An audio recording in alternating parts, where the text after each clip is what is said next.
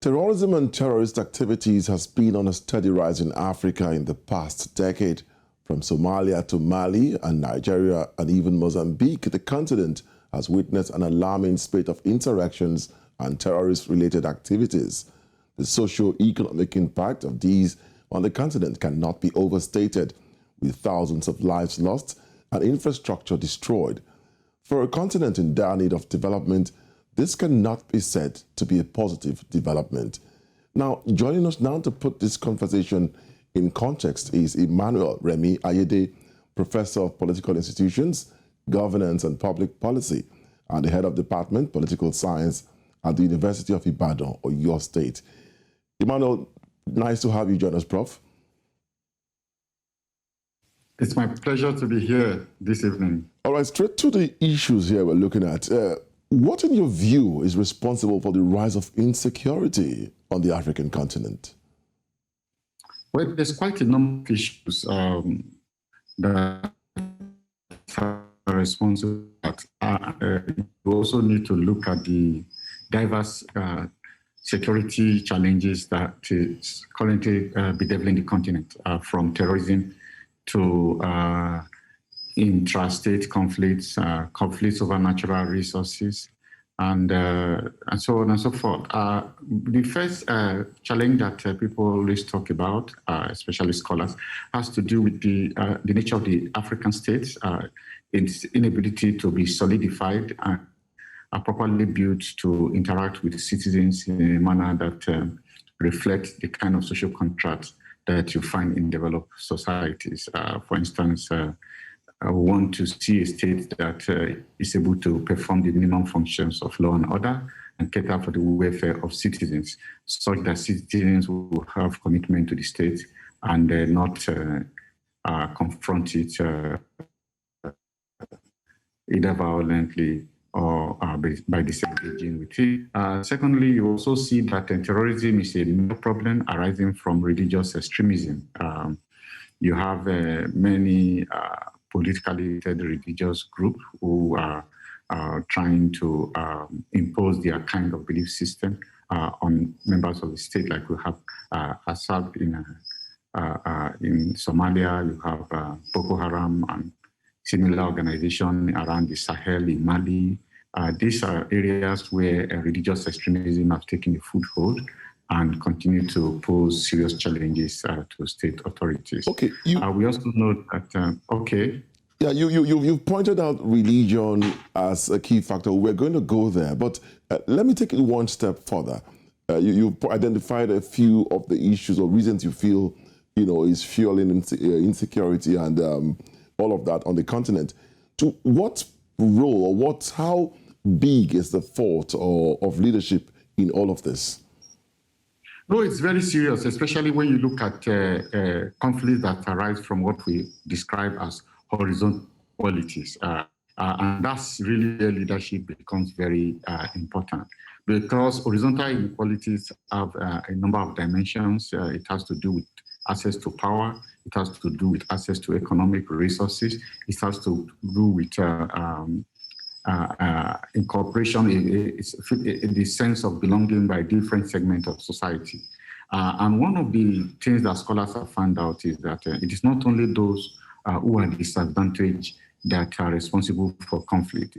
Even those who are in advantage positions, groups that are in advantage positions, tend to also form trouble when they want to preserve their privileges. So horizontal inequality is very critical.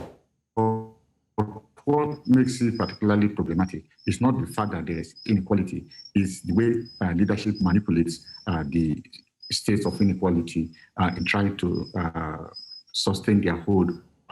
For instance, in terms of appointment, we know that many states in Africa are diverse. The leadership might, for instance, decide to appoint people into key positions in order to buy their support by drawing on their ethnic base only, to the detriment of other groups that are within society.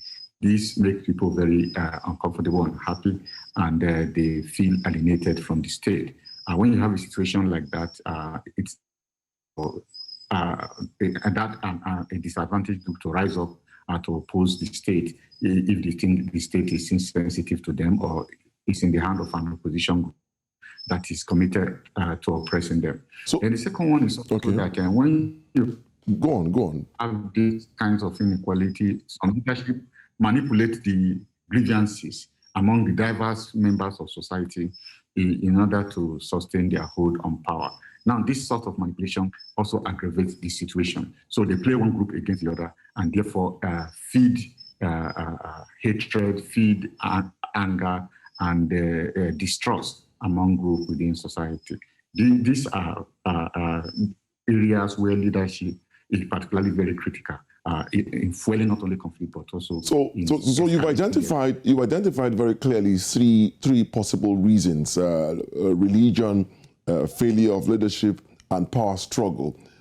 What about external influence? Is there a possibility that in some of these conflicts on the African continent, foreign powers, external influences might be playing a role?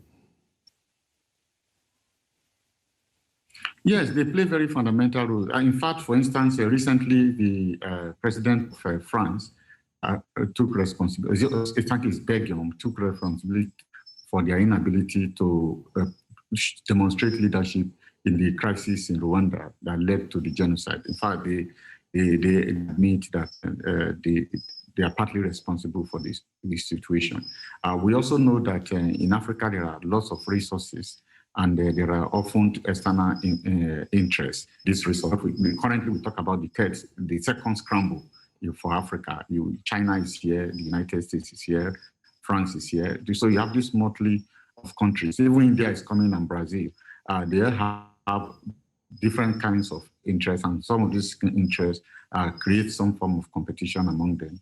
And in the bid to take advantage of the situation or have an upper hand against alternative governments or countries that are interested, they tend to look for loyalties within the African continent and sometimes to perpetuate evil.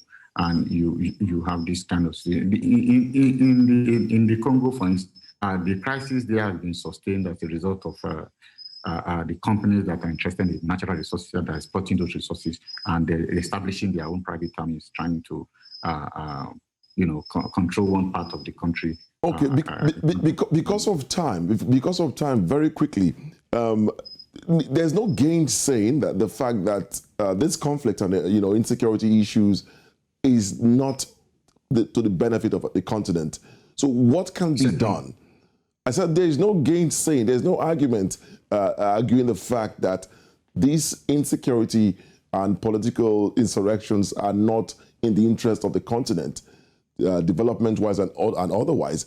So what can be done to bring it to an end, or are we just going to continue in this downward spiral?